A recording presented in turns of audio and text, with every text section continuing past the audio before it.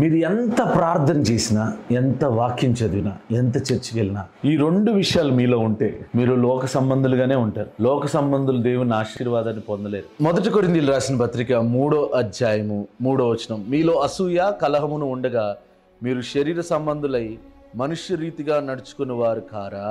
మనలో అసూయ ఉండకూడదు, కలహం ఉండకూడదు. అంటే మనకంటే బాగా ఆశీర్వదించబడుతున్నారు ఎవరైనా, వారిని ఆశీర్వదించబడిన వాళ్ళు అసూయ పడకూడదు, కలహం ఉండకూడదు. అంటే ఎదుటి వ్యక్తి చెప్పింది నీకు నచ్చలేదు, కలహం రేపకూడదు. ఎదుటి వ్యక్తి చెప్పింది రైట్ అని నీకు తెలుసు, నువ్వు యాక్సెప్ట్ చేయలేకపోతున్నావు. అతను నీకంటే చిన్నోడనో, లేకపోతే తక్కువ స్థాయిడనో, తక్కువ కులముడనో, అతను చెప్పింది రైట్ అయినా నువ్వు యాక్సెప్ట్ చేయకుండా కలహిస్తున్నావు. అప్పుడు నువ్వు శరీర సంబంధిగా మిగిలిపోతావు. ఆత్మ సంబంధులు ఎలా ఉంటారంటే మంచిని మంచిగా చూస్తారు, చెడుని చెడుగా చూస్తారు. ఈరోజు ఆత్మ సంబంధులుగా, ఎందుకంటే ఆత్మకు వయసు ఉండదు, శరీరం చనిపోవచ్చు, ఆత్మ చనిపోదు కదా.